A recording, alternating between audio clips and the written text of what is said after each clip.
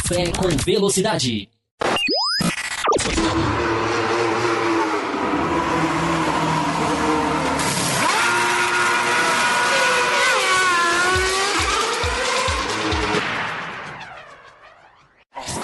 Fórmula 1.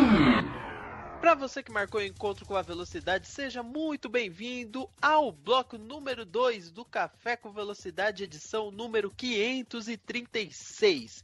É isso mesmo, você já ouviu nós falando a respeito sobre a Fórmula 1 correndo no Japão em 2005 e agora nós vamos falar sobre Fórmula 1 atual, GP da Malásia 2017, muita coisa para ser comentada, para ser tratada nesse programa, e depois ainda tem o terceiro bloco falando sobre Stock Car, a corrida que ocorreu na Argentina, em Buenos Aires. E eu vou trazer aqui muitos comentários dos ouvintes, não, na verdade nem tanto, não foram algumas coisas que eles comentaram, mas tem muito assunto para ser tratado, né? Isso que tá bem interessante.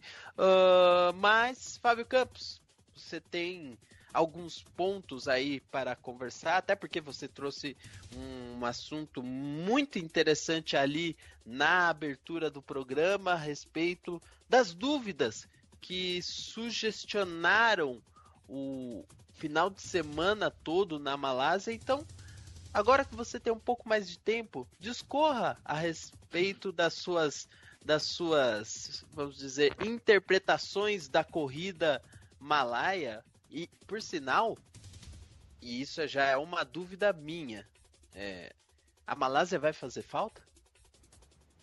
A Malásia vai fazer muita falta, como a gente falou aqui na semana passada, né, o Rosa? Antes da gente ver essa corrida, né? A Malásia, eu coloquei...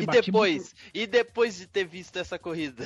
Não, também, porque, inclusive, é isso que eu ia dizer, né? Eu bati muito nessa tecla no Twitter durante a semana, de como a Malásia foi injustiçada, já que a gente está lembrando aqui, né, dos anos 2000, né? Acabamos de lembrar no bloco da corrida clássica. Eu me lembro de como a narração brasileira batia nessa pista, né? Pela sequência de corridas que eram mornas, não era necessariamente corridas tão ruins assim. Né? E a Malásia era um dos símbolos, quando a Malásia entrou na Fórmula 1, a Malásia era um dos símbolos dessa era moderna da Fórmula 1, das pistas ruins, né? De se culpar o arquiteto. Né? E eu sempre fui muito contra isso, né? Eu sempre fui muito... contrário a esse pensamento, porque primeiro que eu acho a Malásia uma pista excelente. Você tem longas retas, você tem curvas de alta, então não sei o que você pode criticar na pista da Malásia. Podia ser melhor. Um pouquinho, né? Podia ser melhor um pouquinho aqui, outro ali, um trecho assim, assado, pode, claro, não é uma pista perfeita, mas é uma pista... Quem não consegue fazer uma corrida boa na Malásia, né, porque qual o problema, né? Tem que olhar para o próprio umbigo, tem que olhar para o próprio pneu, digamos assim, para a própria carenagem, porque a gente já viu, por exemplo, me lembro claramente, de excelentes corridas da GP2, quando lá visitava, não tanto tempo assim, 5 anos, por exemplo, 2012 teve corrida lá, enfim, e a GP2 já fez espetáculos magníficos, né? E a Fórmula 1, se não conseguiu fazer excelentes corridas lá, é um problema exclusivamente da Fórmula 1. Mas não, se preferiu no Brasil, né, pescando uma frase ou outra de gente lá fora, mas se vendeu a ideia na televisão brasileira de que há um arquiteto que estraga a Fórmula 1. O arquiteto que fez Turquia, o arquiteto que fez Bahrein, o arquiteto que fez Malásia, né, eu não consigo entender que a culpa seja dele. É como se a Fórmula 1 só apresentasse espetáculo em Monza, em Spa, não existe corrida ruim nessas pistas, né? Então essa é uma discussão que eu procurei até focar lá no Twitter durante essa semana, que eu acho é válida. Então a Malásia, para responder a sua pergunta, a Malásia vai fazer falta sim, é uma pista que dá a oportunidade de uma briga que dura mais de uma curva. Eu acho que essa é a grande marca da Malásia, porque se a gente lembrar de vários anos, a gente vai lembrar de brigas que duraram, que arrastaram-se por várias curvas, né, como eu citei aqui, acho até que lembrei na semana passada, 2013, por exemplo, do Vettel com o Weber, uma briga belíssima, né? Você citou aqui uma ultrapassagem do Rosberg sobre o Raikkonen do ano passado, né, Rosa? Que esse ano teve uma igual e o ano passado o Rosberg foi punido e esse ano a gente teve, por exemplo, o Alonso batendo com o Magnussen, ele tocando, né? Uma coisa é bater, outra coisa é tocar. E é claro que não houve nem sequer investigação, mas isso é uma coisa que o ouvinte do Café, eu estou vendo muita gente surpresa, né, com as decisões dos diretores de prova. O ouvinte do Café com Velocidade, que é fiel, já começou essa temporada sabendo que seria assim. A gente falou isso antes do ano começar, né, que era a medida talvez mais para ficar mais alegre, já que a gente, né, tem essas restrições todas quanto às medidas que foram feitas para 2017. A gente entra nesse assunto daqui a pouquinho. Mas é isso, Rosa. Eu acho que a Malásia vai fazer falta e as dúvidas que levantou, bom, fica um prato cheio aí para vocês discutirem. Quem é a equipe mais rápida? Como vai terminar esse campeonato mundial? Qual é a verdadeira força do motor Renault? Esse motor Honda, o que ele está fazendo agora? Será que é um motor de se jogar no lixo? Existem várias dúvidas que essa corrida levantou. Né? E essa corrida levantou, inclusive, a grande dúvida, na minha opinião, e agora? 3 equipes, a gente pode dizer que tem condições de ganhar? É o que eu falei, né? Eilor, se quiser comentar também. O Eilor, enfim. Tem o Eilor e o Eilor. Os dois que quiserem falar, podem falar. A dúvida mais simples, mais pura, mais humilde, é a mais legal, que é quem vai ganhar o Grande Prêmio do Japão? Saindo do Grande Prêmio da Malásia, deixando o Grande Prêmio da Malásia, é impossível responder essa pergunta sem chutar. Qual a análise que a gente pode fazer em termos de Suzuka depois do que a gente viu? Uma Mercedes absolutamente fora do ritmo. Uma Red Bull fazer o que fez, de encarar a Mercedes na pista. E a Ferrari voou. A Ferrari voou. Né? A gente vai discutir os problemas da Ferrari aqui. Mas a Ferrari chegou a fazer... Isso mostrou na tela ali. Não precisa ser nenhum gênio para saber. A tela, os caracteres da Fórmula 1 mostraram várias vezes. A Ferrari andando 1 segundo e meio mais rápido do que os carros da frente quando o Vettel teve pista livre. Então, olha o tanto de dúvidas que estão aí para vocês, Bárbara, Rosa e Eilor, se virarem e discutirem aí, porque a minha participação nesse bloco, eu acho que eu vou até encerrar agora, não preciso falar mais nada. Eu vou começar falando e fazendo um reforço aqui, Campos, pro que você falou sobre o GP da Malásia. Eu acho que o circuito de Sepang é sim um bom circuito. E olha que eu sou o chato purista que prefere os circuitos moldados pela natureza do que os circuitos moldados pelos arquitetos. Eu sou aquele cara que acha sim que existe uma grande qualidade inerente dos circuitos que foram feitos por conta de uma topografia.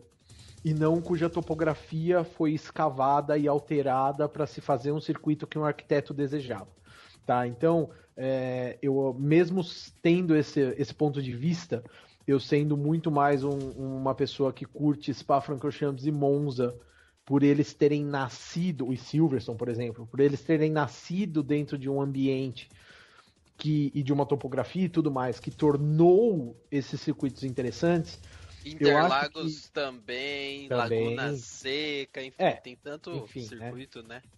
Exato. Eu acho que o circuito de Sepang é um dos poucos desses mais modernos e desses recentemente atualizados, inclusive, porque a gente tem que lembrar que o Eccleston já chegou a meter o pau a respeito dos arredores do circuito de Sepang também. Ele passou por alterações. Teve lá aquele debate enorme sobre ele possivelmente sediar a corrida noturna da Fórmula 1, etc, etc e tal.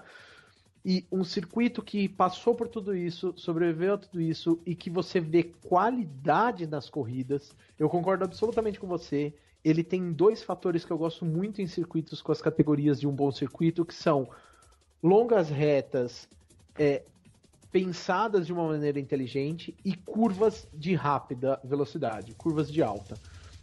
Eu acho que um circuito bem planejado com curvas de alta bem posicionadas, eles dão possibilidades da gente ver o que a gente viu nessa corrida, que foi uma ultrapassagem do Verstappen em cima do primeiro colocado por fora numa curva, simplesmente porque aquela curva dava para acelerar e alargar ela mais do que normalmente você pode fazer no circuito de média velocidade. Então, eu acho assim, Sepang vai fazer falta. Eu acho que é um dos poucos circuitos de realmente qualidade que trouxe corridas de qualidade, sabe, para esse novo calendário da Fórmula 1. Eu vejo características muito semelhantes dele com, por exemplo, o primeiro estágio ali do Circuito das Américas, sabe? Também foi um primeiro estágio inspirado em outras pistas inteligentes e que faz sentido, né, para aquela topografia que foi totalmente escavada, né? Eu estou pegando aqui um exemplo de um outro circuito que foi criado para um arquiteto e não pelo que se apresentava ali naquele terreno. Mas assim, trazem qualidade. E eu vejo o circuito de Sepang como um dos poucos que eu parava para assistir e eu falava, cara, eu curto essa prova, sabe? Vai ter corrida na Malásia, legal. É aquela prova que eu tinha expectativa para assistir. Mesmo podendo aí discutir, mas fale aí grandes provas que teve nesse circuito, eu acho que esse circuito tem momentos muito bons. E momentos que faltam em outros circuitos modernos, sabe? Eu acho que se pegar, por exemplo, o Autódromo da China, eu odeio aquele autódromo. Eu odeio aquele autódromo com todas as minhas forças, sabe? Porque ele não tem, pra mim, ele não tem metade da personalidade que Sepang apresenta. Então, pra mim, vai fazer sim falta, mas o que me doeu mais nesse fim de semana, doeu mais de tudo, é ver aquela arquibancada vazia, principalmente na qualificação em treinos livres, vazia, porque simplesmente a forma como a Fórmula 1 foi inflando os circuitos dentro de uma temporada fez com que a corrida anterior matasse essa corrida. A corrida anterior, o Grande Prêmio anterior, foi o que matou a existência do circuito de Sepang no calendário. E eu acho isso um erro absurdo, e é um erro que as próprias equipes já apontaram na Fórmula 1, vem apontando na Fórmula 1 ao longo dos anos. A forma como se monta o calendário não é ideal para ninguém, nem para as equipes. Então, assim, eu acho muito ruim. Eu vejo como uma coisa muito ruim a saída de Sepang, sim, e eu acho que, de uma forma ou de outra, se for para tirar uma coisa positiva disso, é que realmente o que o primeiro-ministro o que o ministro dos esportes da Malásia falou, sabe, a cartada que ele deu de a Liberty Media não mudou o que deveria ter mudado nas negociações e a gente sofre com um problema de FIIs muito altos contra uma renda muito baixa. Por que a gente sediaria a Fórmula 1? Eu acho que esse questionamento, ele não é só econômico. Esse é um questionamento que deveria entrar para a Liberty Media, colocar a mão na consciência agora e falar, cara, vamos rever essa parte da Fórmula 1 também? Porque não adianta a gente ter carros mais rápidos, a gente ter melhores condições de regras, se a gente não tiver bons lugares para sediar nossas corridas. E isso me preocupa muito nesse momento. Mas isso aí a gente tem que ter cuidado, Oeiro, porque eu acho o seguinte, primeiro quando ele falou FIIs, gente, ele quis dizer taxas, tá? Oeiro, aqui é proibido substituir palavras estranhas em português, tá? Porque o ouvinte pode ter falado, o que ele quis dizer com FIIs? Eu fiquei pensando, é FIS? Não, ele quis dizer o FIIs, de taxas. O que esses autódromos estão querendo, Oeiro, é muitas vezes renegociar contratos em vigor, né? Que a Liberty Media não quer renegociar, até porque ela não tem a obrigação, digamos assim. Uma coisa é o contrato que acaba e aí você faz um novo. Outra coisa é, como está acontecendo com o Silvio, de você querer renegociar um contrato já assinado lá atrás. Então, a culpa disso é da administração anterior, não é da administração nova. Claro que pode haver negociação, mas enfim. Há também, nos bastidores, uma sensação de muitos jornalistas que estavam em Sepang de que a Malásia já tirou da Fórmula 1 o que ela queria. Que ela já puxou da Fórmula 1 em 19 corridas, né, praticamente 20 anos, o que ela queria. Então há uma desistência do país, talvez. Embora, percebi esse final de semana, há uma corrente lá de que vai haver eleições na Malásia que o candidato da oposição, se ganhar, diz que vai trazer a corrida de volta. E o candidato atual, o governante atual, parece que não quer a corrida, enfim, não lutou pela corrida, mas há uma promessa de campanha, digamos assim, do futuro candidato. Eu não sei se as eleições são 2017 ou 2018, enfim. Eleições da Malásia, eu confesso que eu adoro eleições em outros países, eu acompanho fielmente, mas as da Malásia eu confesso que não estou muito por dentro. Mas enfim, foi ventilado isso lá nos bastidores.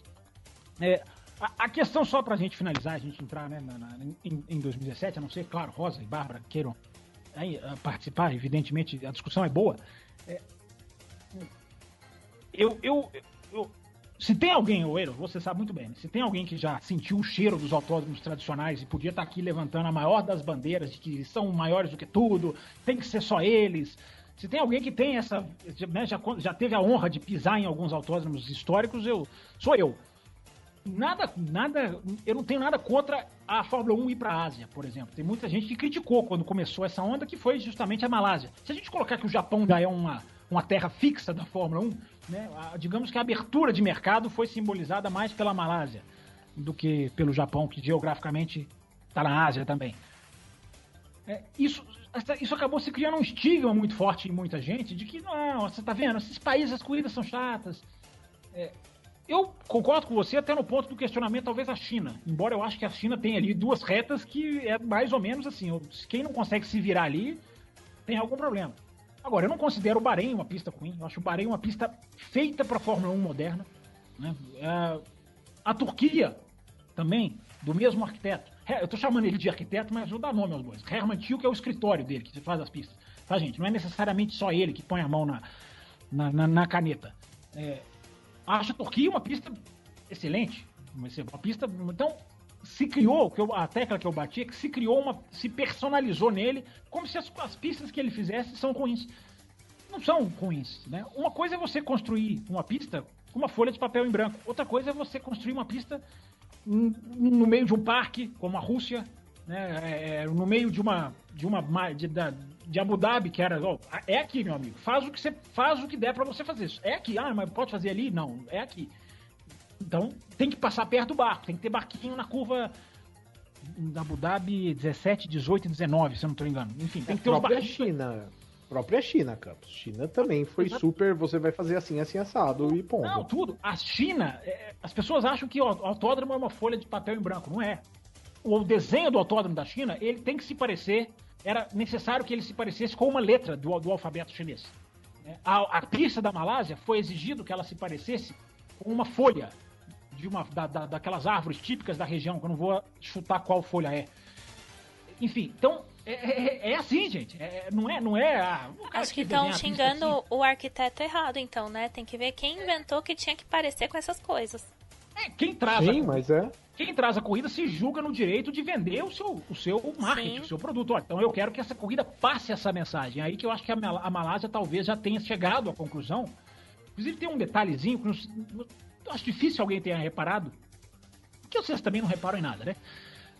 Na arquibancada, tô brincando. Na arquibancada, antes da curva 7 e 8 da Malásia, antigamente sempre se teve uma pintura no topo da arquibancada que era Sepang F1 Circuit. Tinha lá o Sepang, aí o símbolo da Fórmula 1 não era nem escrito, era o símbolo mesmo, a logomarca, Circuit. O F1 foi apagado já há alguns anos do teto daquela arquibancada, que a gente só repara, evidentemente, nas câmeras do helicóptero. Ou seja, já havia ali, talvez, né, eu posso estar lendo demais subliminarmente, mas uma intenção de se desapegar da Fórmula 1, porque a MotoGP deu muito certo na Malásia. Então a MotoGP talvez tenha sua parcela de culpa, entre aspas, né, entre muitas aspas, porque a MotoGP é um sucesso na Malásia. Enche a pista, a torcida vibra, apesar de que o barulho da torcida, não sei se a transmissão nacional vocês conseguiram perceber, porque, né, a mixagem, né, o canal de transmissão de áudio é completamente diferente para cada canal que transmite. Então, às vezes, a TV inglesa pega o som da arquibancada e a televisão brasileira não pega, por questões técnicas, enfim. Não sei se vocês perceberam, mas esse final de semana, o que se vibrou na arquibancada com a ultrapassagem do Verstappen, o Vettel voltando na frente do Bottas na parada de boxe. Deu pra ver, sim. A arquibancada vibrou, isso é muito legal. E na MotoGP, isso aconteceu ano passado, eu me lembro de ressaltar aqui no café. A participação na arquibancada interagiram com a corrida. Isso é maravilhoso. Rosa sabe muito bem disso. Campos, eu sabe muito bem disso, porque Interlagos o ano passado foi foi uma amostra né? O Verstappen pode ganhar na Espanha, pode ganhar na Malásia, não interessa. Quem viu a melhor atuação do Verstappen na vida fomos nós. Né? Exato. Nada supera aquilo. E a interação da arquibancada com a pista, que é a coisa mais linda que pode existir numa corrida, né? Que é o público vibrando, interagindo, vaiando, enfim, tudo isso é muito legal. O automobilismo não pode ser frio, ele não pode ser essa frieza robótica. E na Malásia, enfim, talvez eles já tenham extraído tudo o que eles queriam, mas eu repito, a Malásia não desistiu, tá? A Malásia não entregou totalmente. Essa corrida pode voltar no futuro em breve. Não, o Campos, o que eu ia falar, até aproveitando esse comentário sobre a Malásia, é que eu me lembro, infelizmente, né, um fato que acabou marcando o circuito foi a morte do Marco Simoncelli numa prova da MotoGP em 2012, se não me engano. 2011. Foi junto com o Dan Weldon, né? É fácil de lembrar porque foi Isso, exatamente. E incrivelmente, o que eu me lembro daquela prova, além de tudo, foi a torcida que, mal informada a respeito da condição do Simoncelli, fez um protesto jogando coisas na pista, revoltada com o cancelamento da prova. Eu acho que, claro, se tivesse informações mais claras a respeito do que tinha acontecido, com certeza iam entender o porquê que estava se tomando aquela decisão. Mas não é melhor, Rosa? Não é melhor que interajam e vai, ou mesmo errados, eu concordo com vocês, estavam errados, mas não é melhor que interajam do que a gente vê, por exemplo, o Grande Prêmio do Brasil de 2016, uma corrida absolutamente sem a menor graça, e a torcida depois invade, dança, canta a musiquinha do Senna.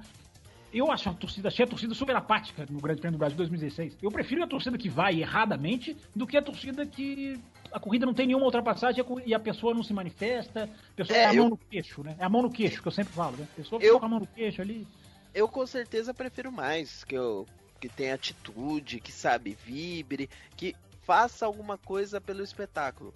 Meu ponto até, Fábio Campos, não é esse a respeito dessa corrida. O que me vem à cabeça era a grande presença de público, porque aquela reta tava tomada. Então, assim, se não me engano, eles já tinham divulgado aquela informação eram quase 80 mil, ou mais de 80 mil torcedores vendo a prova do domingo. Ou seja, uma categoria, né, que rivalizava em público, que foi para essa pista e rivalizou em público num país... vai ver isso daqui a algumas semanas, né, Rosa? A MotoGP já tá indo para lá. Então daqui a pouquinho a gente já vai ver isso, né?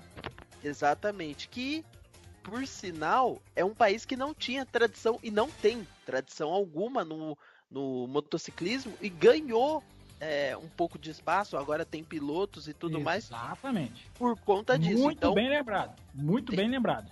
Tem todo um histórico aí em relação a um certo desgaste, vamos dizer, dos promotores da Fórmula 1 e também o sucesso que a MotoGP trouxe, que fizeram que tomassem essa atitude. Por sinal, me lembre de falar na MotoGP se nós vamos ouvir comentários do tipo a Fórmula 1 estragou a pista, teve alguma coisa, porque depois ano que vem não vai ter mais nada disso. É só lembrar disso, que é importante. Eu ouvi isso algumas vezes ao longo do ano e eu acho que vai ser importante a gente mencionar. Bom, o papo aqui não é MotoGP, o papo agora é Fórmula 1 e Bárbara Franzin, peguei aqui o e-mail do Banniman, porque ele pergunta, junto com o Fábio Campos, algumas coisas a respeito de Red Bull, de Ferrari.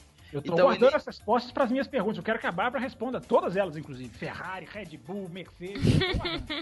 Então, assim, o Banniman e o Campos, vamos dizer assim. Red Bull se mostrou tão superior nessa corrida que arrisco dizer que deu uma surra na Mercedes. Nas próximas pistas, as características podem favorecer a Red Bull ou foi circunstância? O que aconteceu com a Mercedes? E aí ele pergunta embaixo, Ferrari, Vettel saindo de último para terminar em quarto, podemos afirmar que os italianos têm carro para lutar pelo campeonato ou tudo está perdido? Veja só que é exatamente a mesma linha que o Campos seguiu nesse debate, porque para mim é a dúvida também. Se a Red Bull entrar na disputa, o campeonato tá aberto. E para você, Babá? Vamos equipe por equipe, né, Bárbara? Pra gente. Como eu acho que é muito importante hoje a gente falar de Red Bull, de Ferrari, de Mercedes, vamos equipe por equipe pra gente não deixar passar nada, né? Muito obrigada, então, porque o Rosa foi aqui, ó, disparando, né? Aqui tem que fazer a pergunta que é necessária. E o ouvinte quer saber, no caso é o Ricardo Banniman também que quer saber. Sim. Então, sobre Red Bull, foi excelente, né? O que eles fizeram esse final de semana, não tem nem o que questionar. Verstappen conseguiu ultrapassar o Hamilton na pista, né? Não foi aquela coisa, Hamilton errou, teve um pit errado, né? Então eu acho que quando é realmente ultrapassagem ali, dá uma importância bem grande. Então, total mérito, o Ricardo também conseguiu fazer uma excelente prova. Eu acho que sobre o que aconteceu com a Mercedes, a gente tem que falar um pouco do Bottas, né? Porque o Hamilton, eu acho que diante das possibilidades, ele chegou onde ele conseguia. Porque ele também diz que não entende muito bem o que aconteceu com o carro. E essa semana também ventilaram aí umas informações, né? De que o carro tá muito bem, de repente parece que tem um apagão e eles encontram os problemas e não sabem explicar por quê. Então, assim, o que aconteceu, né? A Red Bull você já encerrou? Porque eu quero que você não fuja da pergunta do Banniman, não. Se a Red Bull vai andar bem nas próximas pistas, que a pergunta facílima de responder, tá muito fácil de responder essa. Eu quero que você responda essa pergunta do Banniman. Que é impossível. Então, não, Não, eu vou usar o retrospecto ao meu favor. Então, ano passado, a Red Bull foi relativamente bem no Japão, né? O Verstappen foi o segundo colocado. E tem a questão de também ele não quebrar, né? Porque esse ano para ele tá bem complicado. Eu até achei bacana a irmã dele chorando ali quando ele venceu porque assim, eu acho que externa um pouco das dificuldades, sabe? Que aconteceram ao longo do ano. As pessoas se pegam muito assim, eu vejo muitos comentários negativos do Verstappen, só batem no menino e tá um ano bem complicado. Isso, né? Pelo que vocês contaram aqui no programa passado, a televisão tá vendendo isso, né? Brasileiro. E até nesse final de semana foi tranquilo, assim, sabe? Não elogiaram, mas também não bateram. Foi um pouco neutro, assim. Então acho que já é melhor do que o que vinha acontecendo. Então, eu acredito que a Red Bull sim tem chances de ir bem no Japão, só que e se a Mercedes resolve os problemas que ela tem? Se o Bottas dá um estalo, ele acorda e volta a ir bem também, que o desempenho dele deu uma quedinha, né, nessa segunda fase do campeonato. Então é muito... Uma queda monstra, né? Não uma quedinha, mas enfim. Eu fui delicada com ele. É muito achismo aqui, então eu vou me apegar um pouco aos resultados do ano passado e dizer que sim, eu acredito que eles têm chances, até porque eu acho que fica mais interessante pra gente assistir, né? Com um campeonato que tá com o Hamilton 8 dedos e meio aí na taça, se a gente tiver qualquer outra equipe tirando pontos... Você acha? Eu acho. Olha a carteirada. Olha. Vocês não acham, não? Então. Não, eu acho que não. Mas enfim, desculpa, eu te interrompi. Não, pode interromper, depois até comenta sobre isso, porque, não, sério, eu acho bem difícil, com os problemas que o Vettel tá enfrentando, eu acho bem difícil ele conseguir chegar, e se chegar seria incrível. Eu não sou contra e quero um outro título do Hamilton, eu quero briga até o final. Então eu acho que se a Red Bull for bem e entrar nesse bolo aí da gente ter realmente 3 equipes, seria mais interessante ainda. Eu quero ver briga, eu quero ver confusão, eu quero ver disputa, eu quero ver essas ultrapassagens na pista, eu quero, sabe, assistir a corrida e depois ver de novo, porque foi legal, dar uma olhada, eu vou prestar atenção aqui direito o que aconteceu, porque foi tanta coisa. Então eu quero isso, assim, não falei aqui que o Hamilton vai ganhar. Eu vi 2 vezes. Ah, já viu 2? Você já reviu, então? Meu Deus, você é rápida. Não, é que vou contar a história, então. É que eu cheguei em casa bem tarde. Então eu assisti... A balada foi mais importante esse fim de semana. Não tive como escapar, na verdade. Eu adoraria. Aí eu vi a largada... Aí naquele estado de sonolência, né? Já entendi. Não, eu vi em partes, na verdade. Então eu vi um pedaço da largada, depois eu vi outro pedaço da corrida, depois eu gastei o 3G pra ver outra parte. Eu cheguei em casa, faltavam umas 20 voltas, e assisti até o final. Aí eu falei, não, agora eu vou assistir de verdade, né? Então eu, umas 5 da tarde, assim, do domingo, eu vi de novo a corrida. Aí eu falei, não, essa parte aqui eu lembro direitinho o que aconteceu. Não, aqui eu preciso mais prestar atenção. Então foi uma revisão aí pra completar o conteúdo. Eu achei que você tinha visto logo na sequência, né? Porque teve uma reprise às 8 da manhã no Não, eu Sport TV, dormi. pra quem assistir na Globo, né? Enfim, achei que foi logo na sequência.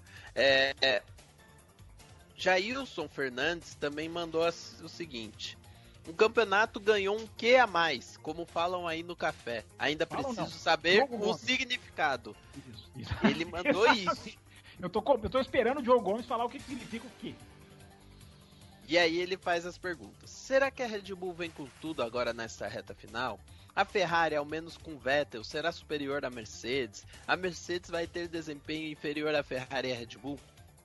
Eu coloco no seguinte ponto, respondendo essas perguntas, tanto a do Campos, quanto a do Banniman, quanto a do Jailson, indo por partes, mas a Red Bull, num contexto geral, ela pode sim ser fator, principalmente porque as pistas de final de ano, exceto Abu Dhabi, têm características comuns no sentido de serem pistas de difícil aquecimento dos pneus e que a aerodinâmica faz grande diferença. Suzuka, Interlagos, Malásia tem essa coincidência. E aí vai depender muito do tempo. Se a temperatura estiver alta em todas essas pistas, a tendência é a Mercedes ter problema, assim como ela teve no Bahrein, assim como ela teve na China. Todas as pistas que ela tem, que ela encontra essa temperatura mais alta. Singapura também, que teve sorte, mas desempenho na pista não teve grandes coisas em classificação por conta desse problema de encontrar a temperatura ideal dos pneus. Pode fazer uma grande diferença. A Red Bull tem uma facilidade igual à Ferrari, e a Red Bull se mostrou em ritmo de pista capaz de andar no mesmo ritmo. A minha dúvida, Fábio Campos, Eilor e Babi, é o quanto que o Hamilton pode tirar, porque da mesma forma que foi colocado na entrevista por ele mesmo, que ele não lutou diretamente com o Verstappen, aí a gente pode entrar em detalhes se entrou ou não. Eu acho que ele começou e começou nesse final de semana a jogar com o regulamento. Da mesma forma que o Rosberg fez com ele no ano passado, esse final de semana ele foi claramente para andar à frente do Vettel. Então pode ser que daqui para o final do ano a gente veja o Hamilton marcando o Vettel, independente de Verstappen, independente de Ricardo, e aí quando for a disputa entre os dois a coisa pode mudar de figura. Esse é meu ponto. Vamos lá, eu até tinha... Oi, o Elio pediu a palavra aí ou não? Não, manda ver, depois eu acrescento. Eu tinha sugerido de ir por equipe, não vamos conseguir, mas tudo bem, não tem problema. Porque eu tenho tanta coisa pra falar das três que eu e quero falar das ultrapassagens, enfim, vai ser uma loucura esse bloco. A questão do campeonato, dos 8 dedos, acho, né, que foi que a Bárbara falou. 8 dedos e meio. E meio, por favor. Tem um meio dedo aqui. Eu ia falar 9, mas aí eu voltei atrás. Mas aí você colocou só meio, né? O nono dedo ficou só metade, entendi. Eu discordo dessa questão de o Rosberg o Hamilton já está lá Rosberg. Eu acho que não. Eu acho que a Mercedes não tem produzido nessas duas últimas corridas, e aí o ponto de interrogação, né? O meu tema, a minha bandeira nesse programa de hoje são os pontos de interrogação, né? Que Malásia levanta. Mas em Singapura e na Malásia, a Mercedes foi o terceiro carro. É isso que me intriga. A Mercedes foi o terceiro carro. Com o Hamilton, inclusive. Não estou nem dizendo com o Bottas, que esse ainda não voltou das férias da Fórmula 1 de verão. Tomara que ele volte no Japão. Mas Aí, essa questão dos 8 dedos e meio, e o Raposo cravou aqui, já é campeão, eu não consigo chegar a essa conclusão. Eu até tento, mas eu não consigo, porque como que eu vou dizer que o campeonato já acabou, sendo que ele é o terceiro, o carro, até essas 2 corridas foi o terceiro carro, aí é o ponto de interrogação. Será que Singapura e Malásia foram exceções? Porque a gente tem isso na Fórmula 1, né? 2, 3 corridas ali que a gente tem uma sensação de que alguma coisa vai acontecer e não acontece. Ou elas são realmente uma tendência, né? Porque, analisando a performance na pista, a Ferrari é a melhor equipe das 2 corridas, né? Tanto Singapura quanto Malásia, é o melhor carro, né? Então, o que isso vai gerar nas próximas corridas, né? E a Ferrari, meu Deus, a Ferrari tinha uma vantagem enorme que ela ia guardar no bolso nessa corrida, que o Stroll foi lá e jogou fora, né? Que a Ferrari trocou as peças que já sabia que ia ter que trocar em algum momento, né? Como o Vettel não conseguiu classificar, enfiou ali o motor, o turbo, enfim, as peças que já sabia que teriam que ser trocadas. Então a Ferrari aproveitou e queimou essa troca. A Mercedes não. Então isso podia fazer diferença no final do ano, até em giros do motor, né? A Mercedes ali no limite e a Ferrari não. A Ferrari com 2 motores ainda, digamos, para revezar nas 2 corridas, a Mercedes sem esse luxo. Mas aí vai lá o Stroll e dá uma porrada no Vettel no final da corrida, que é provável que o Vettel perca 5 posições, né, no grid de largada. Ele está sendo muito... talvez até tenha essa informação. Eu não vi a internet aí nas últimas horas. Talvez Bárbara e Ainda não. Rosa, enfim. Mas já essa informação vai sair. Ou as equipes vão fazer o que elas sempre fazem, né? Elas já sabem que elas vão perder as posições, que elas vão fazer a troca, mas não divulgam isso. Passam a sexta-feira toda como se nada acontecesse para trocar no sábado. Porque elas julgam que isso é uma vantagem. Você já dá uma vantagem estratégica para o seu adversário se ele já entrar no final de semana sabendo que você vai perder 5 posições. E é curioso, porque os pilotos dão entrevista, né? Não, vamos tentar. Não falam um A. Mas a equipe muitas vezes já sabe, já aconteceu 2, 3 vezes esse ano. Red Bull, enfim, a equipe Renault, a equipe já sabe que vai perder um monte de posições, mas fica caladinha. O mundo só descobre quando é obrigatório, que é na sexta-feira pro sábado, né? Na noite que você tem que comunicar a troca, enfim, efetivar a troca, né? Porque depois do sábado começar não tem mais como trocar. Aí muitas vezes o mundo fica sabendo, mas é uma coisa muitas vezes já decidida na terça-feira, na segunda-feira. Então isso pode ser o caso da Ferrari. Pode estar escondendo o jogo, mas a pancada, né, foi muito forte do Stroll com o Vettel e ali parece que terão que trocar de câmbio. Aliás, eu vi até que esse câmbio foi para a Itália, inclusive, para ser avaliado na Itália, para depois voltar pro Japão, enfim, voltar para a Ásia. Então, para resumir, enfim, para vocês falarem aí agora, a Mercedes parece ser o terceiro carro. A Red Bull, qual o papel que a Red Bull vai ter nessa briga? Porque se a Red Bull chegou, o que a Red Bull fez na Malásia, a gente tem que discutir aqui. E a Ferrari é o carro mais rápido. Então, como Eilor Marigo, qual dos dois quiser responder, como se cravar que o campeonato já acabou com essa distribuição de força, ou não, ou dá realmente para cravar, mesmo com essa possível distribuição de forças no momento ser muito mais para a Ferrari do que para a Mercedes? Dá. Não. Eu concordo absolutamente, na verdade, Campos. Eu tava também, vamos dizer, há 3 corridas atrás, eu tava muito curioso, mas eu tava acreditando piamente na capacidade de resiliência que o Hamilton tem para encarar certos problemas em campeonatos. Eu realmente achava que, apesar do Vettel numericamente estar bem à frente, não em pontos, né? Em pontos o Hamilton à frente, mas o Vettel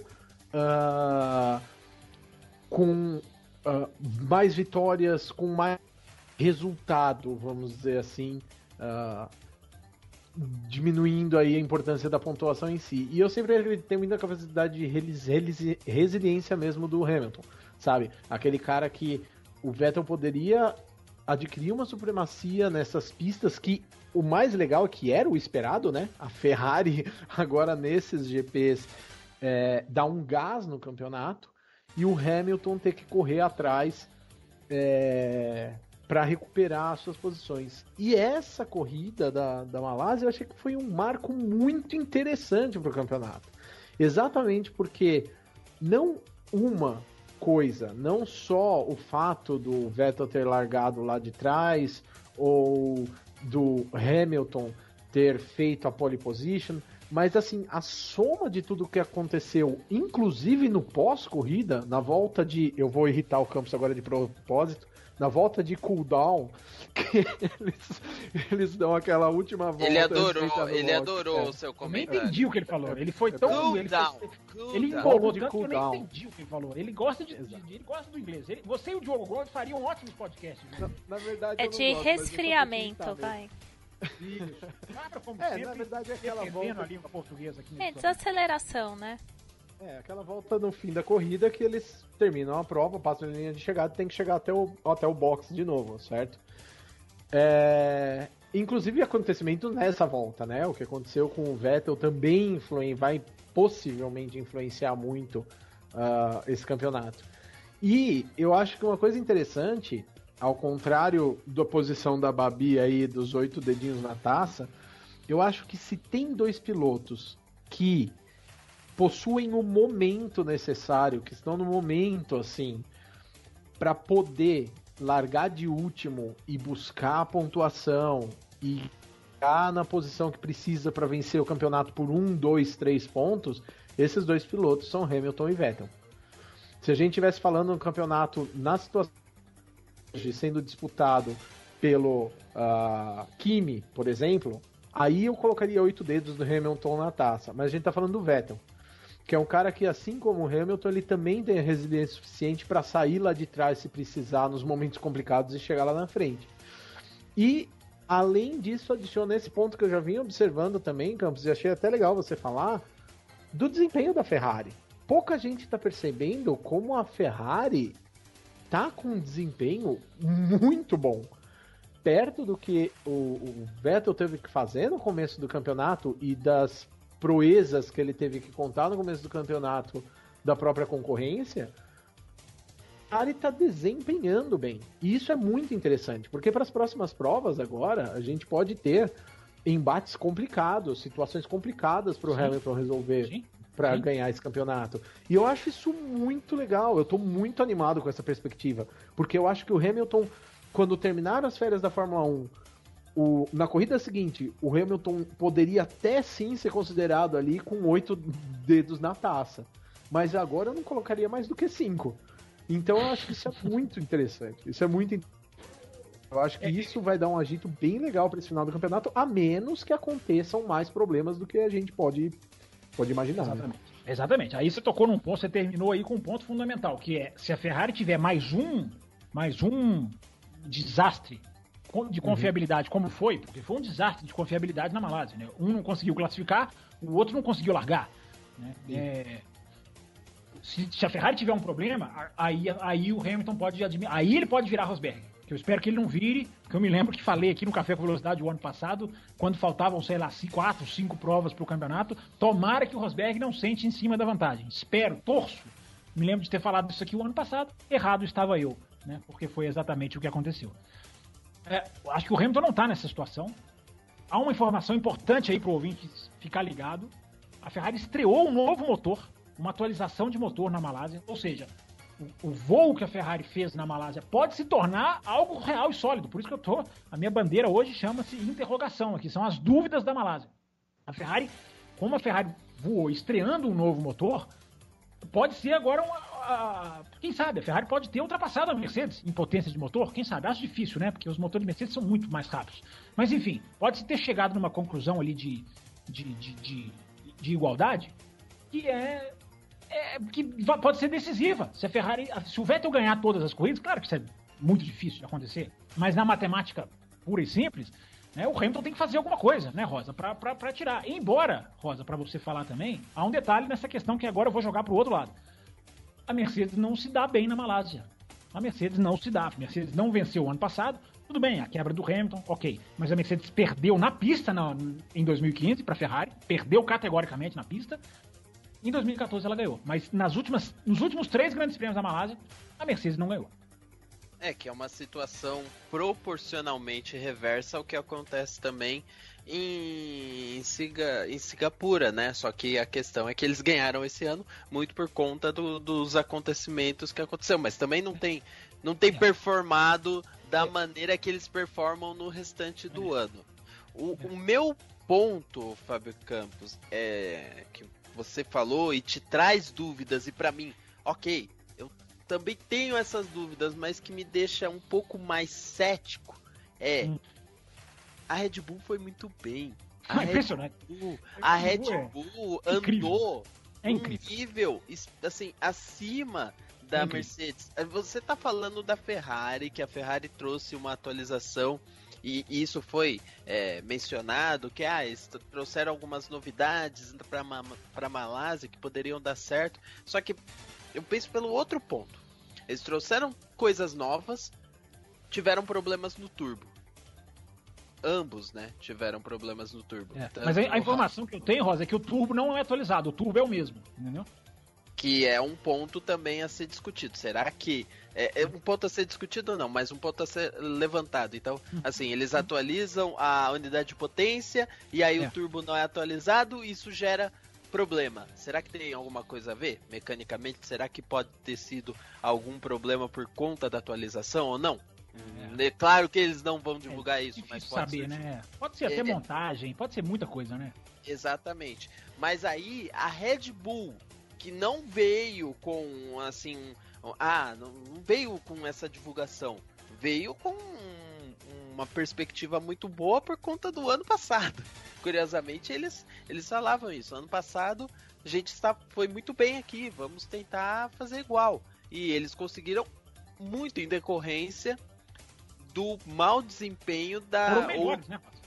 Foram melhores que o ano passado, né? Porque o ano passado o Hamilton, se não quebrasse, ganhava. Esse ano eles ganharam na pista, né? Exatamente. O Verstappen passa o Hamilton, o Ricardo passa o Bottas. Né? Quer dizer, entre as disputas Red Bull e Mercedes, eles passam. Isso não tem dúvida. Só que aí você pensa, mas é a Red Bull com motor Renault.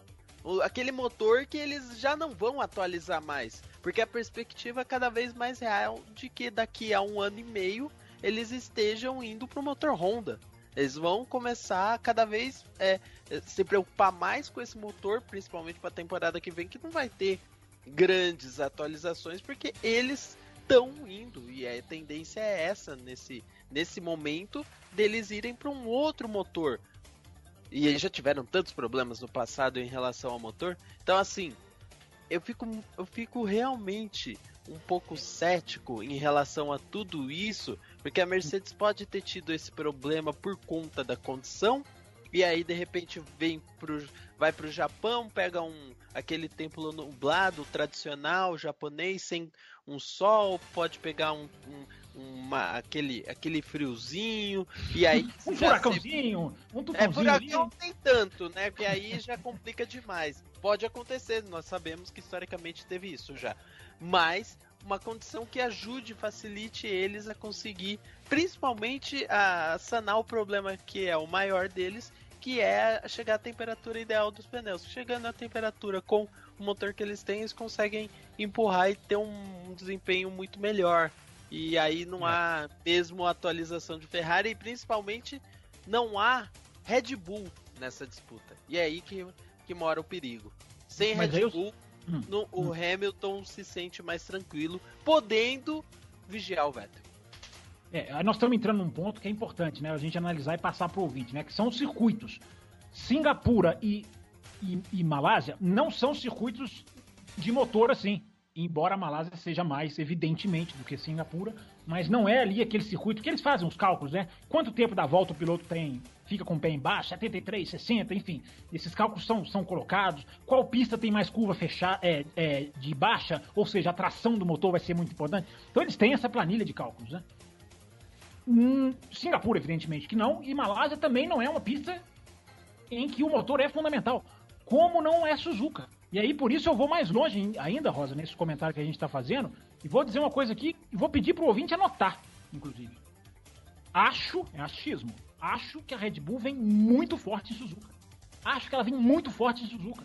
Por quê? É uma pista em que o carro conta muito, né? A questão da agilidade, o projeto do carro, a questão da aerodinâmica, o carro bom, né, se sobressai ao motor ruim, apesar do GP2 Engine, né, gritado pelo Alonso, né, no rádio no ano passado, né, não é uma pista de motor. Acho que nisso concordamos todos, né? Não é uma pista de motor. Então eu acho que se a Mercedes está sofrendo com a questão do acerto dos pneus, é o que a Mercedes sempre sofre, né? A gente já percebeu em Singapura e na Malásia, em outras corridas, em Monza, que o pneu amarelinho é o pneu da Mercedes, né? É o pneu macio, né? Ela briga contra a Ferrari com esse pneu e leva vantagem. E ela conseguiu levar vantagem na Bélgica terminando a corrida com o pneu mais duro, né? Primeiro que acabou aquela questão dos pneus. Nossa, o pneu faz diferença na corrida, enfim. As equipes meio que dominaram isso, né? Claro que o pneu ainda faz diferença, mas não é mais aquele negócio que pode virar o mundo de cabeça para baixo, né? Todo ano isso acontece, né? As equipes vão dominando o uso dos pneus, a imprevisibilidade vai abaixando. Eu fico imaginando o que eles fazem nas fábricas, assim, em testes e simulações. O Eilor deve estar pensando comigo, porque imagina só, eles pegam o início de campeonato, Fábio Campos, Babi também, vem todo o desempenho desses carros novos com esses pneus, eles têm simulações e fazem análise em cima dessas simulações e dos dados reais. Aí juntam tudo e começam a fazer esse tipo de triagem para chegar ao modelo ideal. Aí vem essa, vamos dizer, essa afirmação deles, essa confirmação de, ó, aqui em tal pista a gente pode utilizar esse composto por tanto tempo. E você viu, né? É curioso esse ponto. A Ferrari, no momento que o Vettel não consegue passar o Ricardo, ela manda no rádio falando, nós temos que passar agora. Do tipo, parece que eles sabiam que o pneu vermelho ia acabar naquele momento. Eles sabem exatamente, sabe? Sim. Então, assim, isso tá muito preciso nesse momento do campeonato. E aí entra uma coisa que eu também até coloquei isso nas redes sociais semana passada, que elas usam tudo isso, né, Rosa? Elas comprovam tudo isso na sexta-feira. Né? A sexta-feira é o dia de soltar o carro com o tanque cheio e ver exatamente até onde o pneu vai. Nesse final de semana, isso não existiu. Ou isso foi muito atrapalhado. Por quê? Pista molhada no treino 1 e o treino 2 na hora que estavam no ápice dos seus long runs, né? Pro Eilor ficar muito feliz. Enfim, na hora que eles estavam no ápice dos seus long runs, houve a tampa de drenagem que quase arrebentou o carro do Grosjean em 2. Né? Então ali parou, todo mundo teve que parar e ali cortou. Muita gente acha que não faz diferença, mas fez muita diferença, porque as equipes não tiveram a sua análise completa. E a corrida foi boa.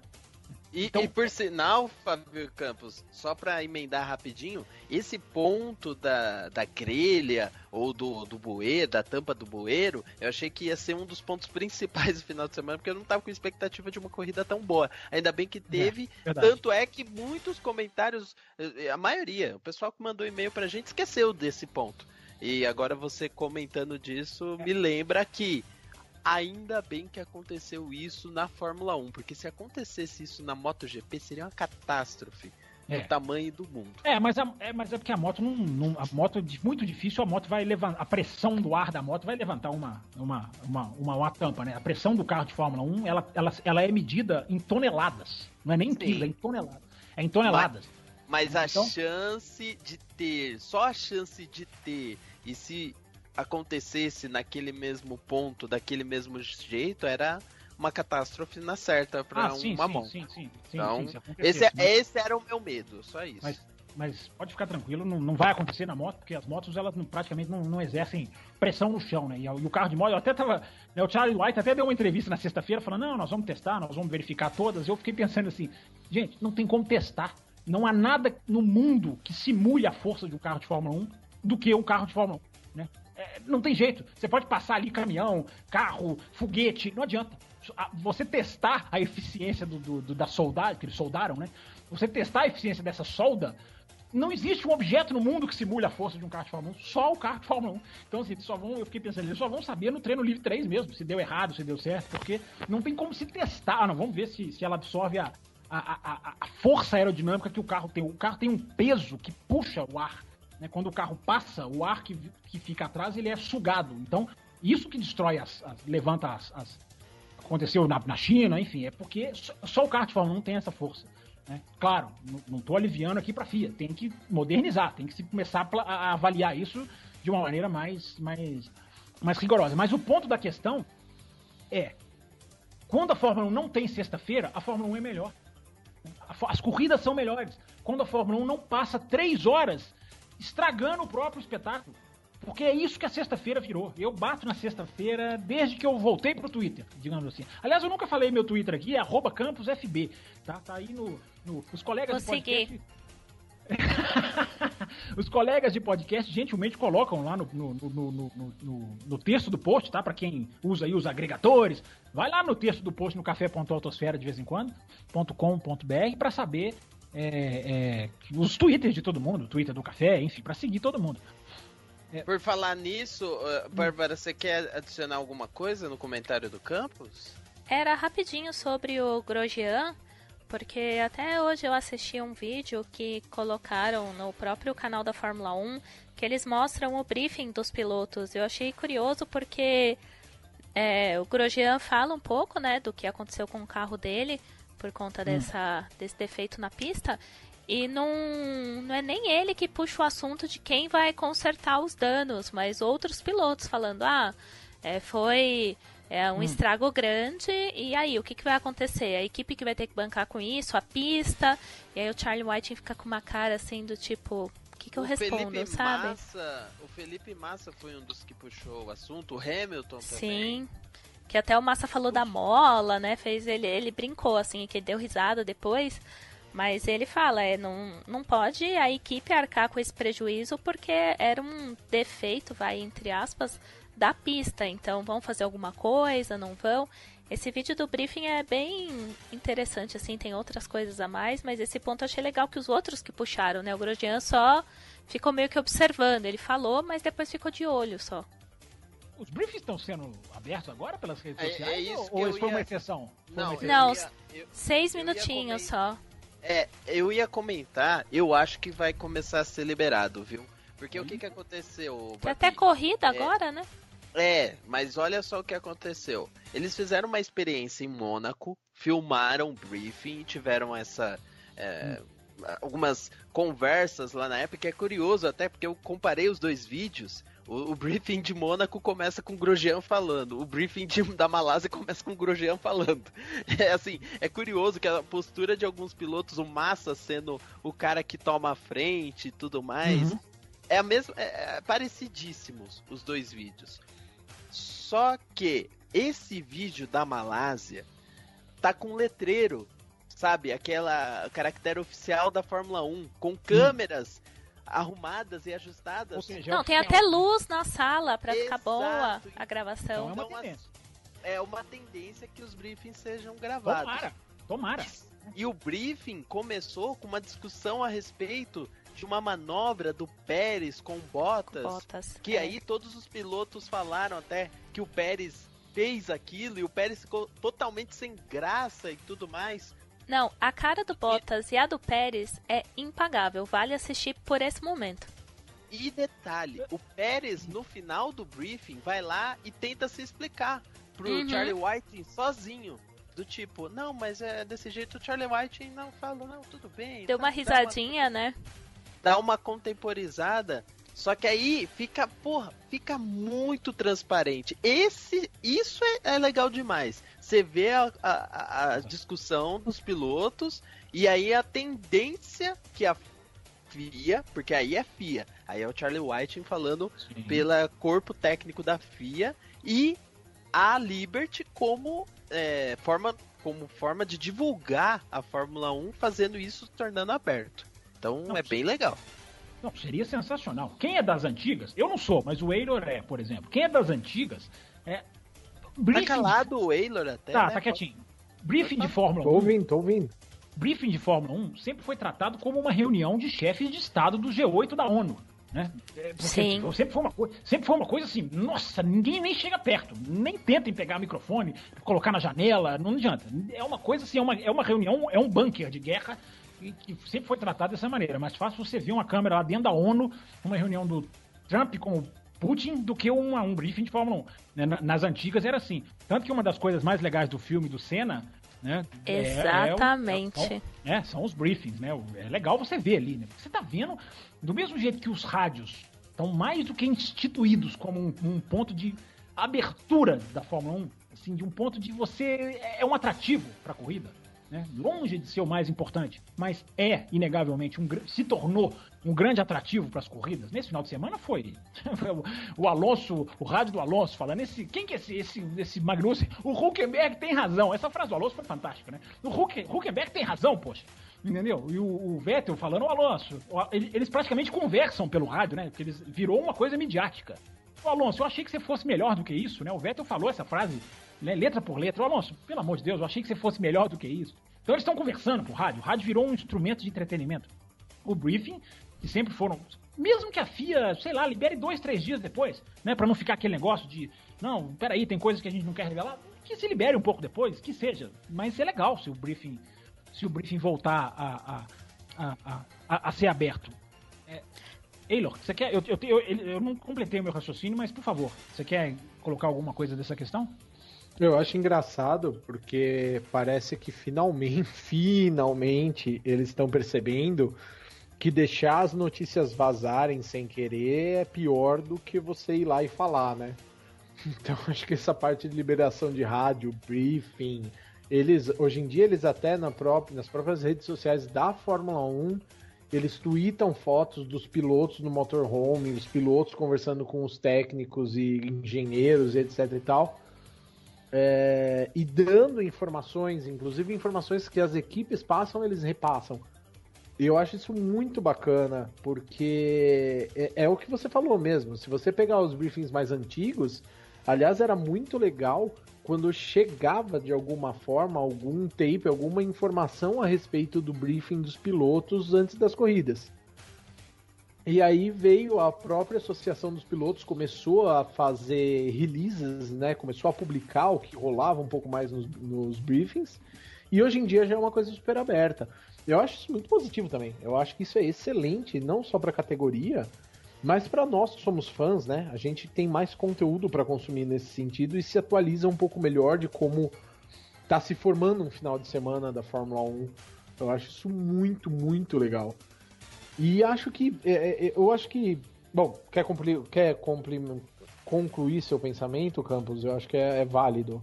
Não, eu ia falar rapidinho só também sobre...